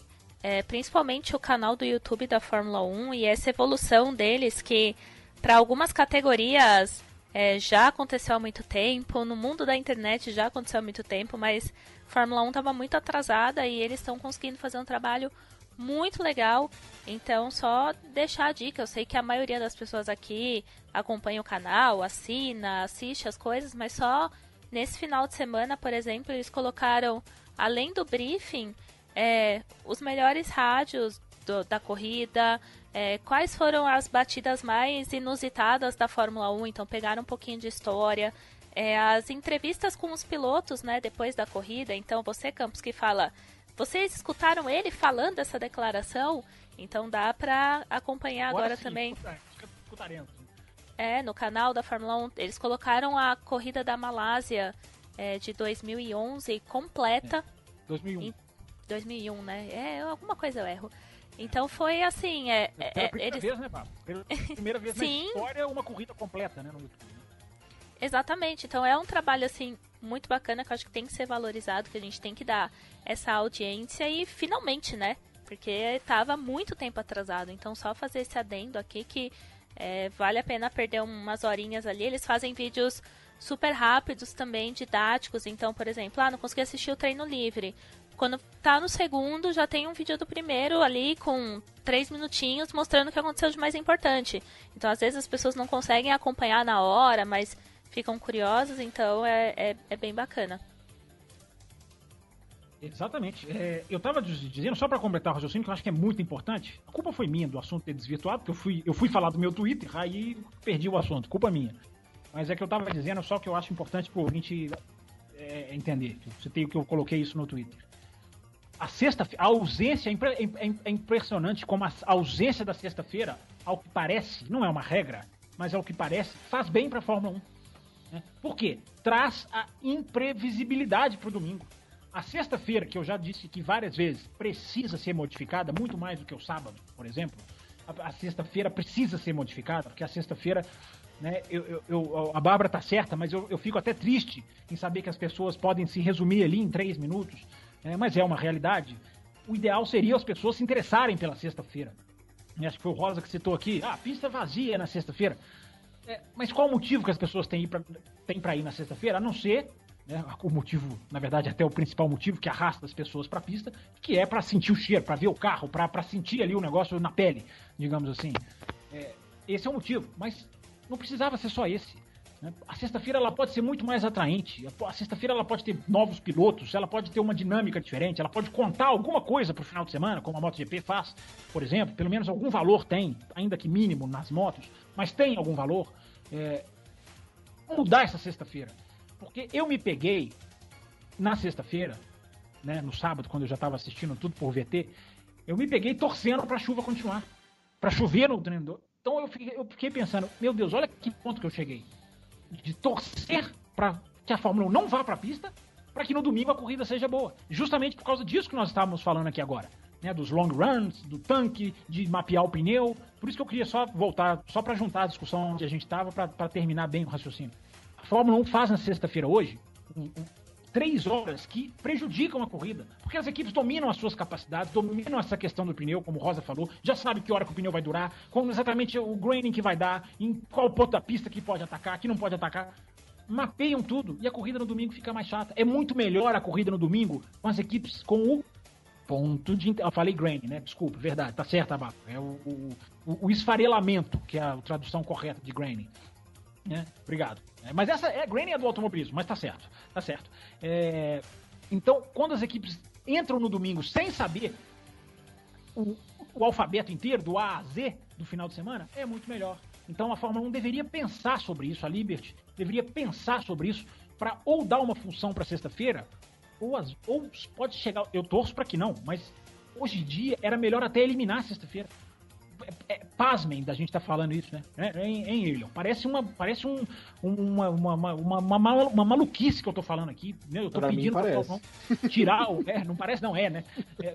Pedindo pra Fórmula 1 tirar um dia de atividade, mas, repito, não é uma regra, mas muitas vezes acontece do domingo ser muito bom, quando a sexta-feira não se desenvolve da maneira plena. Então a sexta-feira hoje ela prejudica. Não é nem que ela é chata, que ela é um marasmo, que não vale nada, que vem em 3 minutos, como a Bárbara recomendou. Não é nem isso, vai além disso ainda. Ela se torna um prejuízo para as corridas. Ela atrapalha, porque tudo muito previsívelzinho, as equipes todas chegam na sua capacidade máxima, já entram na classificação com tudo matematizado certinho, quantos pneus vai usar, qual que falta, entra de novo no Q2 ou não, salva o pneu aqui. Quando as equipes não têm essa informação, o jogo fica mais aberto. Então, é um problema. A sexta-feira hoje representa um problema para a Fórmula 1, em termos de público, em termos de atividade na pista e, principalmente, em termos de atrapalhar o domingo. Pessoal, é o seguinte, a gente ainda vai ter algumas coisas a discutir, mas daqui a pouco o tempo do programa vai ficar um pouco restrito. Então eu vou fazer o seguinte, alguns dos comentários eu vou deixar, a gente vai pegar, compilar e fazer algumas respostas no nosso programa de considerações que vai ser lançado no meio da semana, junto com o encerramento oficial do Café com Velocidade. Sim, e eu estou falando isso ao vivo até para pegar todo mundo de surpresa, para poder ninguém falar, não, vamos fazer diferente. Mas eu falei, eu falei que era uma boa solução, acabei de escrever aqui, tenho provas. É o já tradicional bloco da quarta-feira. Então, se a chefe autorizou, tá autorizado. Somos nós pra... Para! E ele tá convidado, inclusive, se quiser, o bloco da quarta-noite, a gente grava e solta na quarta-noite, enfim, o bloco já tá virando tradição. Mas eu ainda quero falar de Ferrari e Mercedes, hein, Rosa? Por favor. Não, com certeza, é porque tem algumas questões que eu tô vendo que fogem um pouco do assunto principal que tomou o programa, que é claro, né, essa disputa do campeonato, Ferrari, Mercedes, Red Bull entrando, então assim, tem muita coisa sendo discutida a respeito disso, mas tem outras que o pessoal aqui do nosso público quer saber. Então vamos fazer essa divisão apenas para não ter este problema com o tempo. Você falou que queria mencionar a respeito de Ferrari, Mercedes. Eu tenho até aqui uma pergunta do Cesarino, Marcelo Cesarino, que ele falou diretamente para você, Campos. Opa! Falou assim, ó, pergunta pro Campos. Depois de ter problemas com Vettel na classificação, que ficou em último, e ver o Raikkonen nem sair do box do domingo, que Ferrari que estamos vendo? Ou seria, aí ele coloca assim, ou seria a Minardi, da Lara ou Andrea Moda? Quem viu o padrão de excelência da época Brown, Todd e Schumacher, que a Ferrari ficou 5 anos sem ter uma quebra, aí você pode até confirmar se essa informação é fato. De 2001 a 2006, sim. Não crê no que viu no domingo. Como pode ser campeão assim? Vamos lá. Sem exagero, Cesarino, eu me lembro de um e-mail de um ouvinte. Os ouvintes mandam e-mails pra gente e às vezes eles não sabem o impacto que tem, né? O Fabrício Dutra, se eu não me engano, que ele parece que tá em falta nessa edição hoje, né? Faltou, tô preocupado com o Fabrício Dutra. Não sei se tem e-mail dele. O Dutra não mandou e-mail, não. Preocupadíssimo. Já tô avisando. Fica puxão de orelha. Mas o Fabrício Dutra mandou um e-mail. Se eu não me engano, foi o Fabrício Dutra. Se eu estiver errado, o verdadeiro autor me corrija. Ressaltando a questão de quanto essas equipes estão forçando os seus equipamentos, porque é necessário mesmo. Para vencer uma outra, tanto Mercedes quanto Ferrari já chegaram a alguns pontos mais agudos no campeonato, não necessariamente Malásia, mas eu acho que Malásia se encaixa nisso, de forçação máxima do equipamento. De não tem essa de, não, vou economizar giro. A McLaren até, a Mercedes até tem economizado na Bélgica, na Itália, foi tão fácil que economizou. Mas em muitos pontos do campeonato estão agindo justamente ao contrário. Então, Cesarino, para responder a sua pergunta, eu confesso para você que eu saio mais e aproveito para matar o assunto Ferrari, então. Me impressiona mais a velocidade da Ferrari do que a falta de confiabilidade. Eu não sei do Eilor, do Rosa e da Bárbara, eu não vejo a Ferrari como um carro quebrador, digamos assim. Aconteceu na Malásia, é grave, é isso aí, gasta dinheiro, manda o câmbio para a Itália, nessa hora tem que gastar. É grave, não é para se aliviar. Mas me impressiona mais a velocidade da Ferrari. Tá me impressionando mais a velocidade da Ferrari. Acho que a Ferrari teria vencido Singapura e Malásia com um pé nas costas, um pneu nas costas. Para fazer um trocadilho com a imagem final do Vettel lá, que pegou carona com o Pascal Wehrlein. Teria vencido essas duas corridas categóricas. E, embora eu falei aqui, tem a semelhança de não ser duas pistas de motor, mas são pistas bem diferentes. São pistas com exigências e acertos e questão da temperatura do pneu, que é onde aí mora o X do problema da Mercedes. O X do problema da Mercedes é esse. Né? É aquilo que eu estava falando aqui. Trabalham muito bem com o pneu amarelo, com o soft, né, o macio, mas não trabalham bem com os outros dois. Nem o super macio, nem o ultra macio. Não é que trabalham mal, mas enfim, não conseguem um ápice de performance, acho que essa é a expressão correta, com os outros pneus. Então, isso está muito claro, gente. Está muito claro, porque terminaram a Itália e Bélgica, se eu não me engano, com o pneu amarelo e a Ferrari com o pneu vermelho, ou seja, que, teoricamente você fala, opa, a Ferrari vai vir para cima. E não. E mesmo assim, estão claramente mais à vontade com o pneu macio. Mas a gente vai ter pistas agora que é o ponto de interrogação. Lá vou eu pro ponto de interrogação de novo. Qual vai ser o melhor pneu do final de semana? E se o melhor pneu do final de semana, como Abu Dhabi, por exemplo, for invariavelmente o roxo, o ultra macio? Como é que vai fazer a Mercedes? Então, o Toto Wolff deu uma entrevista depois dessa corrida em que ele se mostrou muito mais preocupado do que o resultado e acho que não é encenação. Esses caras encenam o tempo inteiro entrevista, né? Por isso que eu acho que os briefings são legais de mostrar, porque a gente vai ver muitas vezes quem é quem ali dentro, né? Porque na entrevista todo mundo vai falar mais ou menos vai mais ou menos no mesmo ritmo. Então os briefings não tem, né? Ali é coisa séria. Se bem que muito piloto vai começar a mudar de comportamento, não tenho a menor dúvida, com os briefings sendo divulgados. Mas enfim, isso é outra história. eu tô querendo dizer é que eu acredito na expressão facial do Toto Wolff de preocupação. Acho que não era, posso estar enganado, mas acho que não era mentira, acho que não era pra imprensa. Acho que há uma preocupação sim na Mercedes, porque, vou bater de novo na tecla, são 2 circuitos em que a Mercedes apanhou. Se fosse só Singapura, já foi mal lá outros anos. Se fosse só a Malásia, embora essas 2 pistas sejam realmente, historicamente, não tão favoráveis à Mercedes. Mas acho que Suzuka, olha, segurem Red Bull, segurem a Ferrari. Eu ainda aposto mais na Red Bull. Mas a questão é justamente essa. Mercedes não consegue chegar num ponto exato e a Ferrari, Marcelo Cesarino, me impressiona mais a velocidade. Acho que os problemas de confiabilidade eles resolvem. Não acho que vai virar um drama, posso estar errado. Mas acho que a velocidade sim veio para ficar. As quebras não.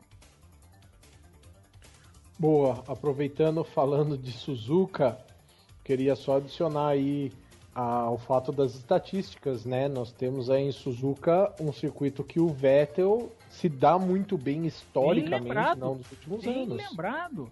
São 4 vitórias do Vettel e 2 do Hamilton, porque... Não, e 4 seguidas praticamente, né? E a que ele não ganha é a de 2011, que ele é campeão do mundo, né? Ou seja, só a alegria dele lá em Suzuka. Né? Exatamente. Olha, isso é um ponto interessante, né? Eu nem tava pensando nisso, mas também é muito interessante para essa discussão. Bom, falar em discussão, eu acho que assim, tirando a questão principal entre Mercedes, Ferrari e Red Bull, que a gente falou bastante a respeito disso desse programa, a gente tem que mencionar talvez o evento pós-corrida, se é que pode dizer que é pós, ou ainda é da corrida, enfim. E aí eu pego um comentário do Leandro JF, né? Ele até comenta a respeito, pensa que ia ser um passeio do Hamilton, mas no fim vimos uma boa disputa em todos os pontos do pelotão e a vitória foi decidida em uma ultrapassagem como deve ser. Eu acho esse comentário pertinente. Mas ele vem com uma visão que eu já percebi que é um pouco diferente da que o Fábio Campos tem. Mas eu não vou passar pro Campos primeiro, vou passar pra Babi. Vou passar pra Babi porque ela tá louca pra falar. Não, e ela tá louca pra falar sobre isso, que eu sei. Ah, é? Sobre o incidente pós-corrida, não vou culpar ninguém, pois acho que é um momento em que ninguém mais presta atenção em nada. E os dois foram desligados. Ué. Bárbara Franzin, Lance Stroll e Sebastian Vettel estavam desligados ou não? Tem culpa alguém, Bárbara? Que é a palavra da moda, né, para alguns. Verdade. Nossa, que pergunta difícil. Sabe por quê? Porque se fosse uma batida relativamente simples, que não ferrasse tanto o Vettel, eu até falaria: ah não, considera que realmente acabou a corrida, bateram ali, tudo certo, mas como vai trazer problema pro Vettel que disputa o campeonato, eu acho que fica um pouco mais sério. Eu não sei se eu puniria alguém, mas não sei se vocês viram por outros ângulos. Eu acho que o Stroll foi... Então, o Stroll vai pra cima do Vettel. Isso, exatamente, bem lembrado. Entendeu? Eu acho que o Vettel até podia estar ali, sabe, mais tranquilo, mas eu também acho que não foi culpa dele. E como ele foi muito prejudicado, eu não sei se eu daria uma punição pro Stroll, mas puxaria a orelha do tipo: você tá louco mesmo? Olha o que você fez depois da corrida. Tem mais uma volta pra você ir ali relativamente com atenção. O que me deixa só chateada nessa situação realmente é que o Vettel vai ter problema e vai ter provavelmente punição por causa disso. E também tem a história dele ser punido por pegar carona com o Verlaine, que aí eu acho uma besteira sem tamanho, porque... Mas será que vai? Porque... né? Eu espero que não. Se bem que o Weber largou em último por pegar carona e cruzar a pista correndo em Singapura 3, 4 anos atrás. Largou em último e queimou a bunda, segundo ele mesmo. Mas temos que lembrar que dessa vez a Fórmula 1 até que usou bem essas imagens, né? Que ela ganha dividendos com a imagem do Vettel, tem divulgado bastante isso. E vai punir? Que demagogia isso? Acho que multa, Rosa. Eu acho que se punirem, Bárbara, não sei se tem informações a esse respeito. Eu acho que é multa, ainda né? não, também. Não saiu nada. Ainda mais porque as punições são muito políticas na Fórmula 1, né? Então não vão piorar o campeonato. Duvido que vão piorar o Exatamente. campeonato. Se o Hamilton tivesse pego carona, eu acreditaria numa punição mais forte. Mas todo mundo que acompanha a Fórmula 1 há mais tempo, como Eilor e Rosa, que são muito mais velhos, sabem que as punições são... Não entendi esse muito mais velhos. Obrigada por me poupar. Olha, Rosa já tem barba branca. Porque eu reparei isso em Interlagos no ano passado. E pensa que não, mas eu reparei. O Raposo é um grisalho. É um grisalhão. Então, ficam brincando comigo aqui, mas eu sou Você não tem nem cabelo branco. Nem cabelo eu tenho, mas enfim. Só pra deixar claro, Bárbara, tem alguma informação de tipo de punição ou não? Nessa questão do Vettel com o Stroll? Não saiu nada também, mas... Saiu, né? Não, e eu espero que não saia. Mas Eu só... acho que não vai sair, né? Porque eu espero que não. Né, na terça, quarta-feira não tem sentido, já teria saído, não sei se você concorda. Sim, mas eu só fico aí pensando no Vettel e nesse prejuízo que ele teve, sabe? Que é uma sacanagem se realmente ele tiver que trocar o câmbio e aí sim ele é punido. Ou será que não, vamos deixar porque foi depois da corrida? Não sei se tem essa possibilidade também. Não. Aí o regulamento regulamento é regulamento, né? O regulamento já foi consultado, não existe justificativa. Trocou o câmbio, seja na quinta-noite, na terça de manhã, na madrugada da quarta-feira, no dia do Natal, não tem, perda de 5 posições. O que a Ferrari queria alegar é que assim, não foi culpa nossa, mas não existe também no regulamento nenhuma concessão, né? Porque nesse final de semana teve o caso do Grosjean, que acabou sendo usado como parâmetro, mas o Grosjean foi bem claro que foi um fator externo a um evento de pista, né? Não, pois é, e ali também era diferente, era reembolso de conserto, não era posições de grid. Se a tampa da drenagem quebra o câmbio do Grosjean, perde 5 posições. Não tem conversa. O regulamento Mas o regulamento diz que não se pode trabalhar no carro no período noturno. E autorizaram a Haas a trabalhar na noite para poder corrigir. Então, assim, eles abriram uma concessão no regulamento. Sim, mas aí pode. Até porque existe coringa, né? As equipes elas não podem trabalhar na madrugada, mas as equipes têm um direito a quebrar esse regulamento 1 ou 2 vezes por ano, não sei exatamente o número. Eu acho que nesse caso eles nem perderam esse direito. Nem perderam o Coringa, né? Tá, entendi. É até justo, consenso. Mas a questão do câmbio, não existe exceção. Se quebrasse o câmbio do Grosjean ali, teria que perder 5 posições. É lamentável, pode se questionar, né? Mas era o que fariam. Diga aí. Seria sacanagem, né? Vamos combinar, não com a Ferrari, mas com as outras equipes. Falar, não, então pode trocar porque foi... Não tem como, pior é que né? pode ser fatal pro campeonato, né? Isso é que é o pior, né? Isso é que é o pode, pior. Pode ser. Então vocês dariam uma... Desculpa. Mais um evento... Não, desculpa, Babi, mas mais um evento dessa corrida inesperada que pode ter chacoalhado de novo o campeonato, né? Acho que até isso foi legal, sinceramente. Eu ia perguntar se vocês dariam uma punição pro Stroll ou vida que segue.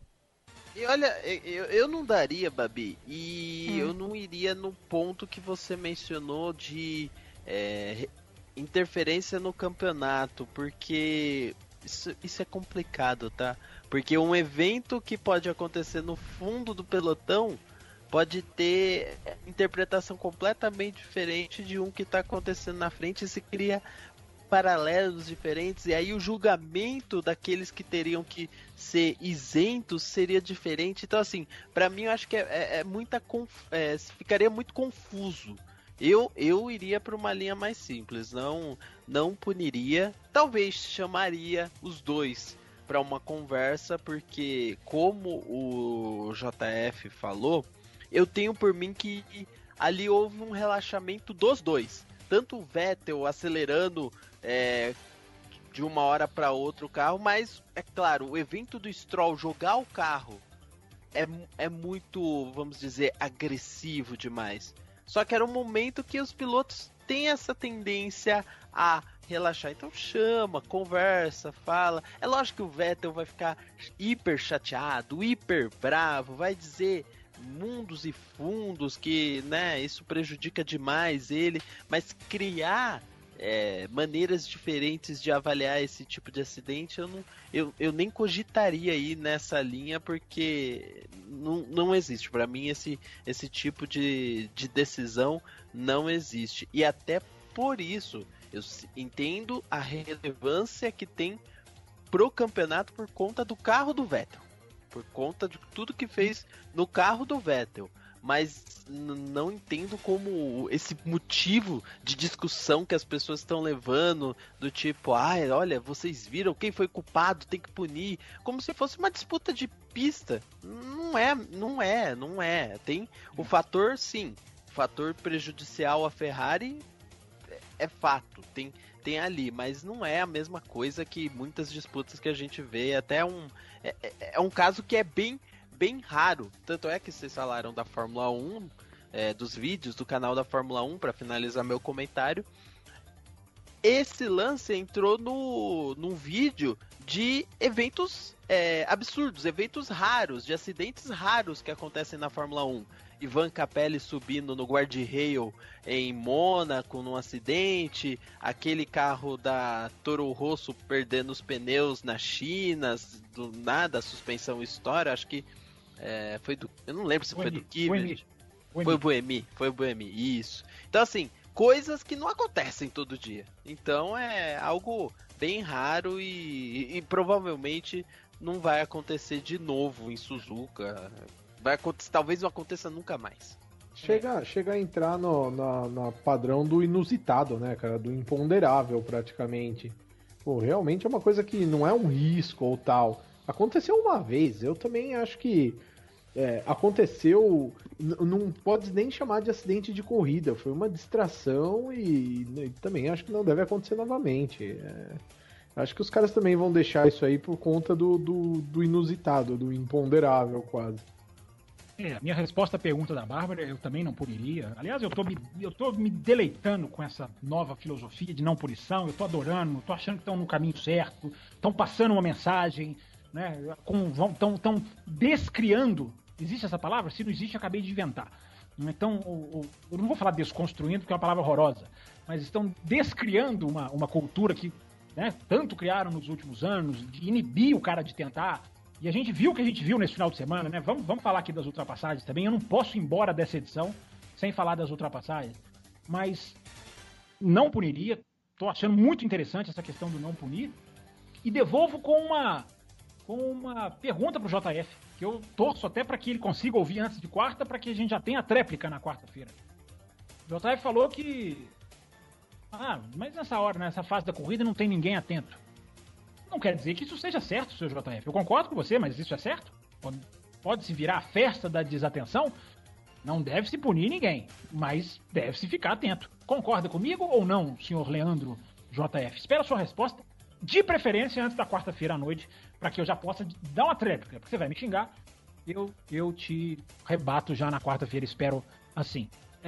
Posso já falar das ultrapassagens ou o Rosa quer introduzir um assunto aqui antes? Não, vai, fala, termina. Desembucha. Todas as ultrapassagens que a gente viu, ou a grande maioria, né, foram ultrapassagens muito legais, muito bacanas.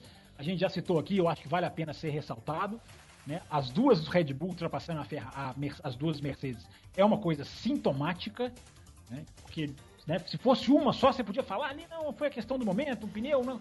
Mas eu acho que a mensagem que passa as duas Red Bull terem passado as duas Mercedes. Bárbara tá falando aqui pra eu falar do Ricardo, e eu ia chegar justamente nele, Bárbara, porque o Verstappen ganhou, o Vettel voou, o Vettel foi muito rápido, né? Acho que o tal Driver of the Day, nem sei quem ganhou, mas deve ter ficado entre esses dois. Vettel, você acredita? O Vettel, não, acho que vale, acho que é pela recuperação, né? O Vettel, gente, o Vettel andou demais, mais do que o lugar dele no final, que é o quarto. Eu acho que o desempenho dele na prova foi muito forte. Foi muito forte. Fosse outra coisa, tivesse um safety car ali, gente, ele podia muito bem ganhar a corrida. Se há uma relargada ali, eu anotei isso aqui pra falar no café.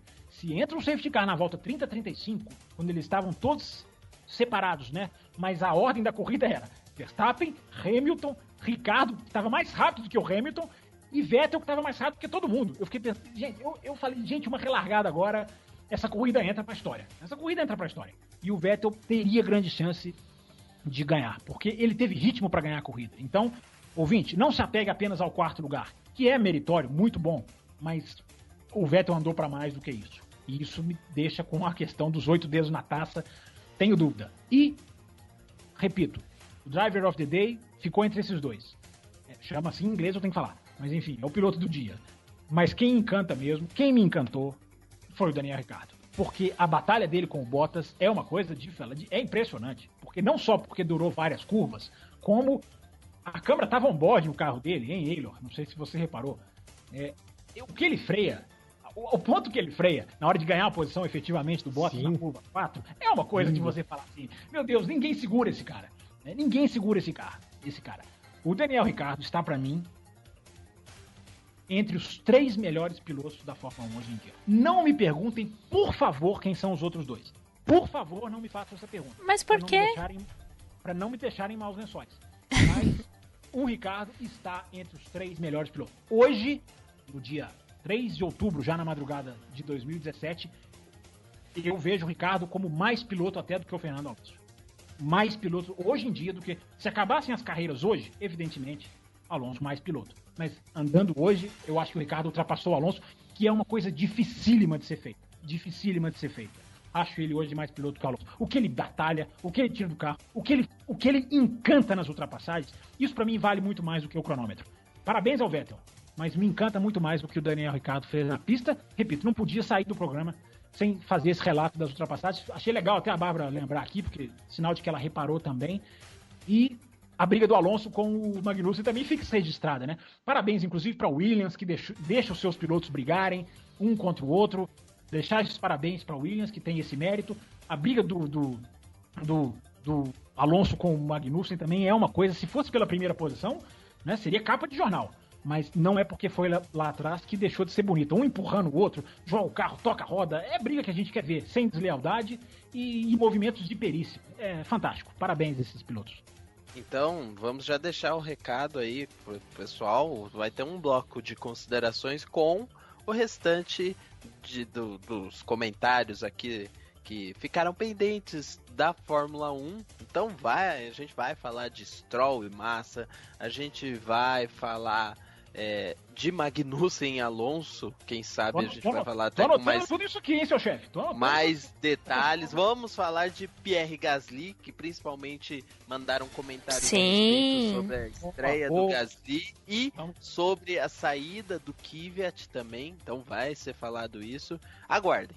Quarta-feira, como o Fábio Campos mencionou, né? Esse programa é atemporal, você sabe que você pode ouvir a qualquer momento, mas se você está ouvindo aí no dia 3, né? No dia 3 de outubro, fique sabendo que no dia 4 de outubro à noite estaremos gravando um bloco adicional com as considerações e mais essas questões que ficaram pendentes deste bloco de Fórmula 1. É claro que não poderíamos deixar de terminar o bloco com as estatísticas do Leandro JR. Opa! Exato, não são muitas, mas são de qualidade, como sempre.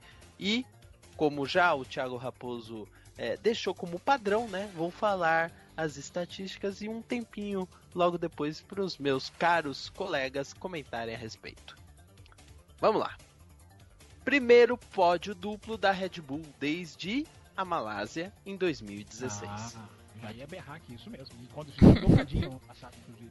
Quarta vez na carreira de Vettel que ele chega aos pontos após largar em último. E é em pontos mesmo, nada de migalha. Parabéns. Última corrida do Kimi em que ele não largou havia sido Estados Unidos 2005. Caramba! É bem a corrida que a gente falou, né? Que 2005 ninguém largou, né? Só 6 carros. Então essa não é muito culpa dele. Mas enfim, vale o registro. Quem não tinha Bridgestone não largou, né? Mas gente, 12 anos, hein? E com 6 carros foi uma corrida muito melhor do que várias de 20. Mas enfim, isso é assunto pra eu falei, né? É verdade. Sexta vez no ano em que a pole é decidida por menos de 1/10 de segundo. Desculpa, alguém quer comentar? O que é bem legal. Comentado, pronto. Comentado. Primeira vez no ano que a McLaren anota pontos em corridas consecutivas. E Stoffel Van Dorn está à frente de Alonso na tabela, só para deixar registrado. Acabei de virar. Van Dorn, que vai ser um comentário do próximo, do bloco que a gente comentou lá da Fórmula 1 e considerações. Desde a remodelação em 2014, é a primeira vez que um número é reutilizado por outro piloto. Gasly escolheu o 10, que foi de Kobayashi em 2014. E aí ele explica a regra. Após escolhido um número, o piloto detém o direito de usá-lo por 3 anos e depois ele volta a usar algarismos disponíveis. Eu acho que essa regra mudou, acho que são 2 anos agora. Por exemplo, o número 6 do Rosberg já está disponível no ano que vem. Beleza. E aí, por fim, estatística da zoeira. As 2 vitórias do Max Verstappen vieram em corridas com o Kvyat demovido. É brincadeira. Essas redes sociais já tinham colocado essa, viu, JF? Dessa vez você não me surpreendeu. Mas é uma coincidência interessante, né? Ou seja, rebaixa ele de novo, né? Manda ele pra GP2 agora no domingo que vem. E aí Fórmula 2. Vitória, desculpa, verdade. E aí a vitória no Grande Prêmio do Japão. Depois rebaixa ele pra GP3, aí ganha o Grande Prêmio dos Estados Unidos. É isso, então. Bom, então é isso. Ficamos por aqui com esse bloco da Fórmula 1, bloco principal, mas vai ter muito mais coisa ainda essa semana do Café com Velocidade 536 com um bloco especial de considerações mais as perguntas que ficaram pendentes.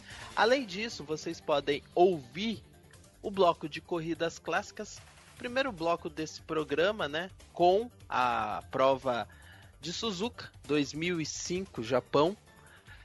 E agora vocês vão ficar com o bloco número 3, Stock Car na Argentina, Buenos Aires, muita coisa ainda para ser falada sobre o automobilismo nacional. E vocês fiquem à vontade para já mandar suas considerações para cafécomvelocidade@gmail.com.